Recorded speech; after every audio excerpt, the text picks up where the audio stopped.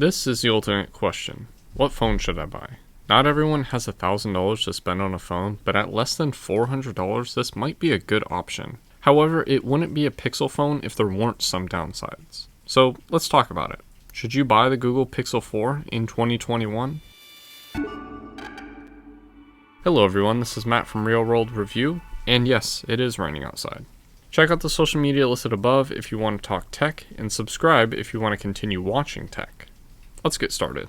The screen is actually really nice. This is a 5.7-inch flat 1080p flexible OLED with a pixel density of 444 pixels per inch. Even with that 1080p resolution, the screen actually looks really nice. I honestly forgot it wasn't even a 2K screen. Also, the screen does have a 90Hz refresh rate, which makes everything look a little bit smoother and feel faster. There is a small chin on the bottom, which is weird to me because on the top it does have a forehead. It is the little stuff like this that makes the rest of the screen kind of make sense, but it's also kind of the downsides if you think about it. With this said, I really didn't have too many issues with this design, but for some reason it does seem a little bit small. This is coming from someone who has no issue with the iPhone 12 mini size, so I don't know, it's just kind of weird. The screen is just too small for me. We get the normal stuff like tap to wake and the always on display, which has become a Pixel staple. Personally, I have no issue with the brightness, even though it only hits about 450 nits, which is something that even the iPhone 5 beats. Still, this is brighter than the Pixel 3, so I guess that's something. Overall, I don't have any issues with the screen, giving me nice and vibrant images regardless of the scene. Personally, I love this design, but I do wish that the front was almost all screen, similar to the Pixel 4a. The reason we don't get a full screen is because of the solely radar system at the top. This is used for facial recognition and motion sense, which is something that I went over in the Pixel 4 XL review, but ultimately it gives you 3D face unlock and a hands-free way to change music. The latter being way more gimmicky than useful. Something that is nice is the speaker in this area, giving us stereo sound. Not as nice as having two front-facing speakers, but I'll take it. Then we have the metal frame in the middle, and this is the last Pixel series with the squeeze feature, allowing you to trigger the assistant by simply squeezing your phone. Gimmicky also, but I do miss this feature when I'm using other phones. Then the back is a glossy or matte glass, depending on the color that you choose, with a simple camera box and the G logo. Because the back is glass, Google gave us wireless charging again, as well as water resistance. Speaking of the charging, you get a USB-C 3.1 port on the bottom for 18 watt charging, which seems kind of low, but it's perfect for this small 2800 mAh battery. The battery isn't the best, and honestly one of the biggest downsides of this phone.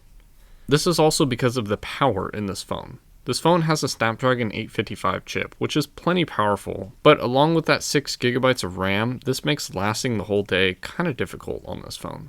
Even the Geekbench 4 battery test isn't that good, and this battery isn't even a year and a half old yet. And no, the screen refresh rate doesn't really change too much of those results.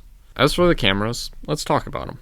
I'll talk about the good here, and I'll talk about the bad in a few minutes. As expected when shooting with this camera, you won't run into any issues when it comes to simply pointing and shooting. The main sensor is a 12 megapixel Sony sensor, which Google has pretty much perfected with software. This is one of the biggest reasons to stick with Pixel devices because whether we're taking portrait or regular shots, everything just comes out looking spectacular, whether it's day or night. This is something you should know by now. But with this said, this camera setup isn't even close to perfect, at least in my eyes. Like I said, this wouldn't be a Pixel phone without some downsides. Continuing with the camera, let's talk about the other sensors. Something that you'll notice is that you don't get the same quality or even the same color with the 16 megapixel telephoto sensor when compared to the standard 12 megapixel one. Still looks good, but sometimes you can tell the difference. Then the front camera is a downgrade from the Pixel 3 in a few reasons. Even ignoring the omission of the wide-angle sensor, this front camera is an 8 megapixel fixed focus camera. The focusing aspect is what makes the Pixel 3 still my favorite front camera to this day. Then when it comes to video, the front is capped at 1080p 30 frames per second, which is fine and somewhat normal, but the rear camera is capped at 4K 30 frames per second video. This may not seem like a big issue, but the 4K 30 frames per second video is kinda choppy, making 60 frames per second video highly recommended, but not possible on this phone. There are claims that it's because of the 64GB or 128GB max storage, but that isn't really a good excuse for me.